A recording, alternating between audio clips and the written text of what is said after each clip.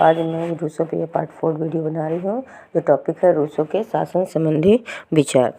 Rousseau ने राज्य और शासन सरकार से में स्पष्ट अंतर किया है। सामाजिक समझौते से जो निकाय बनता है उसे वह राज्य कहकर पुकारता है। इस संप्रभु निकाय की इच्छा को क्रियात्मक रूप देने के लिए सरकार का निर्माण किया जाता है। सरकार का निर्माण सामाजिक समझौते द्वारा नहीं बल्कि संप्रभुता संपन्न समुदाय के प्रत्यादेश द्वारा होता है। अतः सरकार संप्रभु का एजेंट मात्र होती है जिसे जन समुदाय अपनी इच्छा के अनुसार सीमित एवं नियंत्रित और परिवर्तित कर सकता है।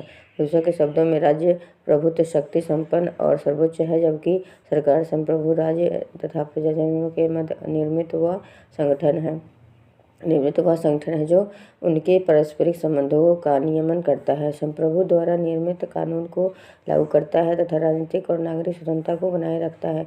रूसो के अनुसार सरकार का काम केवल शासन करना है। कानून बनाने का कार्य संपूर्ण प्रभुत्व संपन्न विधायिका का है। सरकार संप्रभु जनता की सेवक मात्र है और संप्रभु द्वारा दी गई शक्तियों का प्रयोग कर सकती है। जनता अपनी इच्छा अनुसार उसकी शक्ति को मर्यादित या संशोधित कर सकती है या चाहने पर उसे वापस भी ले सकती है। शासन वर्गीकरण। रूसो ने 4 प्रकार की शासन प्रणालियाँ मानी हैं: राजतंत्र, कुलीन तंत्र, प्रजातंत्र और मिश्रित शासन। उसने व्यवहारिक कारणों से लोकतंत्र की आलोचना की है। वह प्रतिनिधियात्मक लोकतंत्र का घोर विरोधी था। उसका झुकाव प्रत्यक्ष लोकतंत्र की ओर है और इसलिए वह प्रतिनिधियात्मक लोकतंत्र को सच्चा लोकतंत्र नहीं मानता।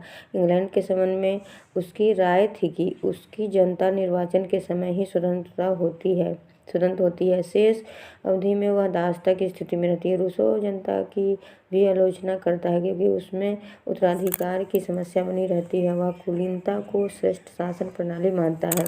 उसने कुलीनता के 3 प्रकार माने हैं: प्राकृतिक, वंशानुगत तथा निर्वाचनात्मक। कुलीनता को वह सर्वोच्च शासन व्यवस्था कहता है। मॉन्टेस्क्यू की भांति रूसो का मत है कि भौगोलिक, सामाजिक और आर्थिक परिस्थितियाँ किसी देश की शासन प्रणाली पर गहरा प्रभाव डालती है। कृषि प्रधान तथा औद्योगिक देशों की शासन प्रणालियाँ सर्वथा भिन्न होंगी। रूसो शासन की सफलता की कसौटी जनसंख्या में वृद्धि मानता है। उसके अनुसार जनसंख्या की वृद्धि राष्ट्र की प्रगति का परिचायक है। वह शासन की शक्तियों की वृद्धि के खिलाफ था। उसकी इस धारणा से कि निश्चित अवधि के बाद संविधान पुनर्विचार करने को लोकसभाएं बुलाई जाएं, संविधान सभाएं बुलाने की प्रथा प्रारंभ हुई। रूसो के कानून संबंधी विचार। रूसो के अनुसार संप्रभु कानून का निर्माता है। रूसो के अनुसार संप्रभुता समान इच्छा में निहित है, इसलिए समान इच्छा ही कानून का स्रोत है। रूसो कानून को समान इच्छा की अभिव्यक्ति मानता है। वह कहता है कि एक कानून संपूर्ण जनता के लिए प्रस्ताव है जिसका संबंध सबसे होता है। इस तरह रूसो के अनुसार कानून के लिए 2 आवश्यक बातें हैं: प्रथम, कानून सामान्य हित से संबंधित होना चाहिए और दूसरा, उसका स्रोत संपूर्ण जनता होना चाहिए। रूसो ने कानूनों के 4 प्रकार बताए हैं: संवैधानिक कानून, दीवानी कानून, फौजदारी कानून, परंपरागत कानून। संवैधानिक कानून वे कानून हैं जो संप्रभु और राज्य के साथ संबंधों का निर्धारण करते हैं। नागरिकों के पारस्परिक संबंधों को नियंत्रित करने वाले कानून दीवानी कानून कहे जाते हैं। जो कानून आदेश उल्लंघन के लिए दंड की व्यवस्था करते हैं वे फौजदारी कानून हैं। रूसो ने परंपरागत कानून उन कानूनों को कहा है जो प्रथा या परंपरा के रूप में मनुष्यों के आचार विचार को प्रभावित करते हैं। रूसो के स्वतंत्रता संबंधी विचार। रूसो स्वतंत्रता का मसीहा है। उसने बड़ी ओजस्वी भाषा में स्वतंत्रता का गुणगान किया है। उसने कहा है कि स्वतंत्रता मनुष्य का परम आंतरिक तत्व है, अर्थात स्वतंत्रता को मानव का आवश्यक गुण मानता है। स्वतंत्रता मनुष्य को नैतिक बनाती है और उसमें उत्तरदायित्व की भावना जागृत करती है। रूसो के अनुसार स्वतंत्रता का अर्थ मनमाना कार्य करना नहीं है। सामान्य इच्छा द्वारा निर्मित कानूनों का पालन ही स्वतंत्रता है। सामान्य इच्छा के अधीनस्थ रहकर ही मनुष्य स्वतंत्र नहीं रह सकता। सामान्य इच्छा द्वारा निर्मित कानून का अर्थ है स्वनिहित कानून और इसी स्वनिहित कानून के पालन में स्वतंत्रता निहित है। संक्षेप में रूसो ने स्वतंत्रता का सकारात्मक दृष्टिकोण प्रस्तुत किया है। रूसो ने इस बात में विश्वास करता है कि कानून के अनुसार जीवन व्यतीत करना ही सच्ची स्वतंत्रता है, क्योंकि ऐसा करके व्यक्ति अपनी इच्छा का ही पालन करता है।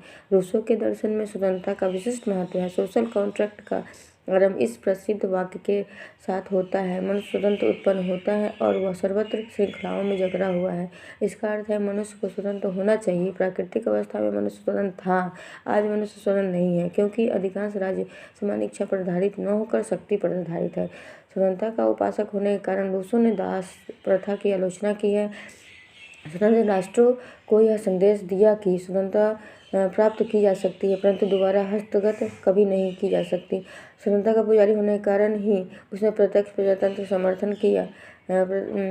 रूसों के अभिमत में जैसे कि कोई राष्ट्र अपने प्रतिनिधियों को नियुक्त करता है, वह अपनी स्वतंत्रता खो देता है। स्वतंत्रता की रक्षा के लिए ही उसने सत्ता पर बल दिया है। हॉब्स और रूसो की संप्रभुता की तुलना। क्या रूसो की सामान्य इच्छा हॉब्स की शीर्षकटा लेवियाथन है? हॉब्स निरंकुश संप्रभुता का समर्थन करता है, वही रूसो सामान्य इच्छा के माध्यम से संप्रभुता को स्पष्ट करता है। हॉब्स की संप्रभुता और रूसो की संप्रभुता या सामान्य इच्छा में निम्नलिखित समानताएं हैं। हॉब्स की भांति रूसो सामान्य इच्छा को निरंकुश और सर्वोच्च मानता है। रूसो भी लेवियाथन की भांति सामान्य इच्छा को अदेय व अविभाज्य मानता है।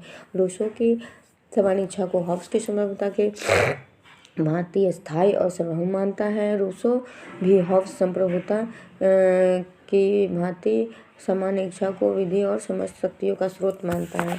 तो इस प्रकार ये सामान्य इच्छा की विशेषताएं, रूसो के शासन संबंधी विचार, रूसो के कानून संबंधी विचार, स्वतंत्रता संबंधी विचार और हॉब्स और रूसो की तुलना, इस प्रकार ये नोट्स में मैं डाली हूँ, जिनको आप लोग अच्छे से पढ़ के नोट्स बना के और याद कर लीजिए, जो बहुत ही इम्पोर्टेंट टॉपिक है।